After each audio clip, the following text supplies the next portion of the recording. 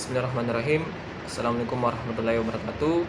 Perkenalkan, nama saya Muhammad Rizkiawan dengan NIM 189314174 dari kelas konsentrasi keuangan B angkatan 2018. Di sini saya akan menjelaskan materi mengenai merger, akuisisi, dan restrukturisasi. Tanpa berlama-lama, mari kita simak materinya. Ya, jadi yang pertama yaitu merger. Pengertian dari merger. Merger adalah transaksi di mana dua perusahaan sepakat untuk menggabungkan operasional mereka dengan kedudukan yang sama karena mereka memiliki sumber daya dan kemampuan yang jika dikelola bersama akan menciptakan keunggulan kompetitif yang lebih kuat. Adapun jenis-jenis dari merger yaitu pertama merger horizontal. Merger horizontal yaitu merger terhadap perusahaan sejenis. Sebuah perusahaan merger dengan perusahaan lain yang usahanya sejenis.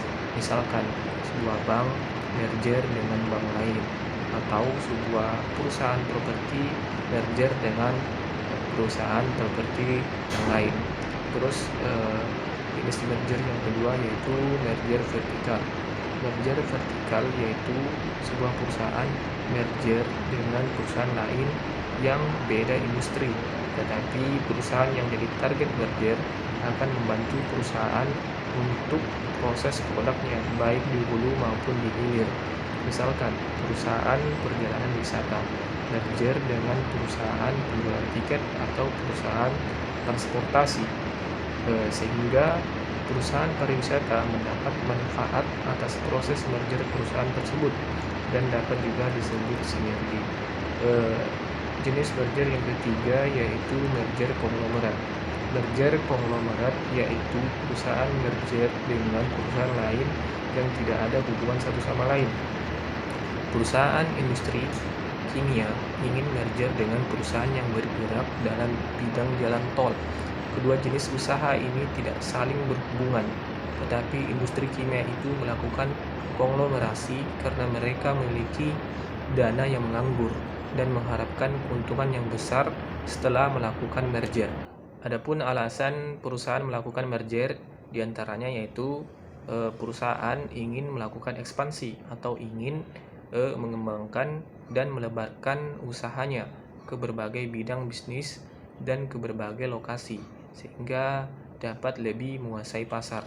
Adapun alasan lain yang membuat perusahaan melakukan merger yaitu untuk memperoleh manfaat sinergi sebagai akibat dari penggabungan dua atau lebih perusahaan. Keuntungan yang didapat dari sinergi yakni perusahaan dapat berkembang dari berbagai macam sumber daya yang berasal dari kedua perusahaan tersebut. Materi selanjutnya yaitu akuisisi. Akuisisi adalah transaksi di mana sebuah perusahaan membeli perusahaan lain dengan maksud penggunaan kompetisi inti yang lebih efektif dengan menjadikan perusahaan yang diakuisisi sebagai cabang dalam portofolio bisnis. Adapun jenis-jenis dari akuisisi yaitu pertama akuisisi horizontal dan vertikal. Akuisisi horizontal adalah akuisisi yang dilakukan oleh suatu perusahaan terhadap kompetitor, sedangkan akuisisi vertikal yaitu akuisisi yang dilakukan terhadap pemasok, konsumen, langganan, atau distributor. Selanjutnya, akuisisi jenis yang kedua yaitu akuisisi internal dan eksternal. Akuisisi internal adalah akuisisi yang dilakukan antar perusahaan yang bergabung dalam satu grup, sedangkan akuisisi eksternal dilakukan oleh suatu perusahaan lain yang bukan satu grup. Adapun alasan perusahaan melakukan akuisisi yaitu pertama, meningkatkan kekuatan pasar. Kekuatan pasar didapat pada saat perusahaan mampu untuk menjual produknya atau pelayanannya di atas level kompetitif. Kekuatan pasar didapat dari ukuran perusahaan, sumber daya, dan kemampuannya untuk bersaing di pasaran. Alasan yang kedua yaitu mengatasi hambatan untuk mengatasi pasar. Hambatan masuk yang dihadapi perusahaan khususnya pada saat mencoba memasuki pasar internasional seringkali merupakan langkah yang sangat sulit.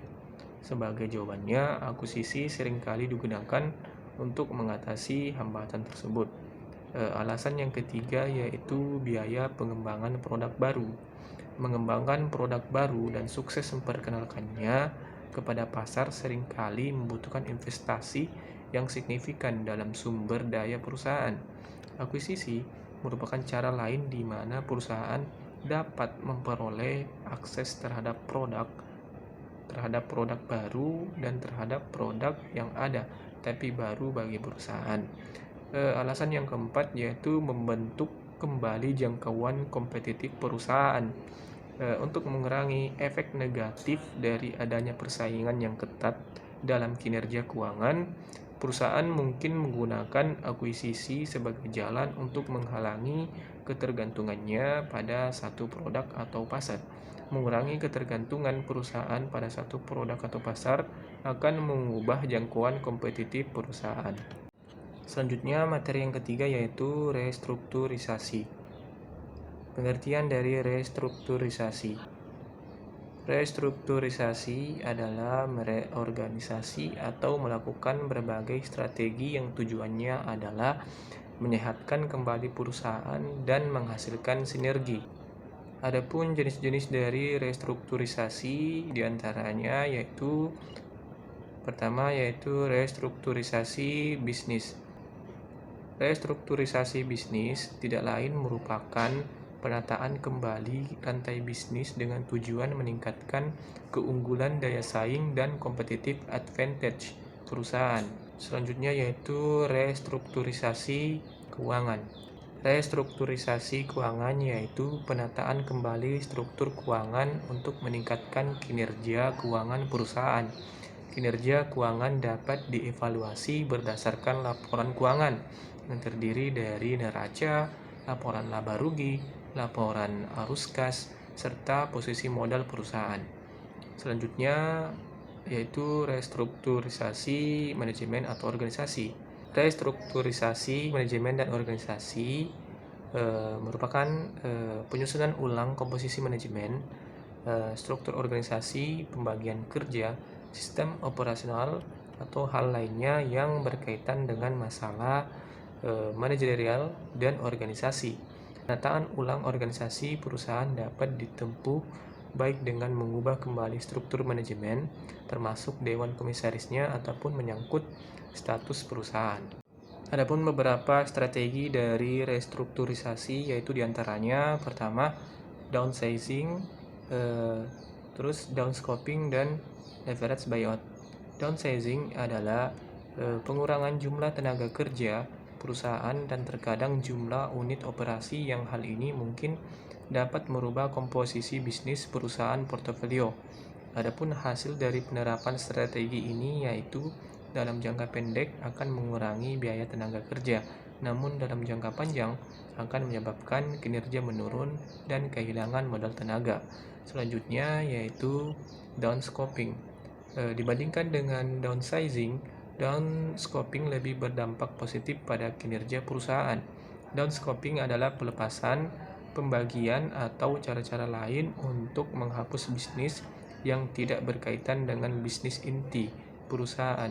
Adapun hasil dari penerapan strategi ini yaitu dalam jangka pendek dapat mengurangi biaya hutang dan adanya penekanan pengawasan pada strategi, sedangkan dalam jangka panjang dapat memberikan kinerja yang lebih tinggi. Selanjutnya yaitu leverage buyouts. Pada umumnya leverage buyouts digunakan sebagai strategi restrukturisasi untuk memperbaiki kesalahan manajerial atau karena manajer membuat keputusan yang pada dasarnya melayani keinginan sendiri dibandingkan dengan keinginan pemegang saham. Adapun hasil dari penerapan strategi ini yaitu dalam jangka pendek biaya hutang akan tinggi dan adanya penekanan pengawasan pada strategi, sedangkan dalam jangka panjang dapat menimbulkan risiko yang tinggi. Ya, sekian penjelasan singkat dari saya mengenai merger, akuisisi, dan restrukturisasi. Kurang lebihnya mohon dimaafkan. Wabillahi taufiq wal hidayah. Wassalamualaikum warahmatullahi wabarakatuh.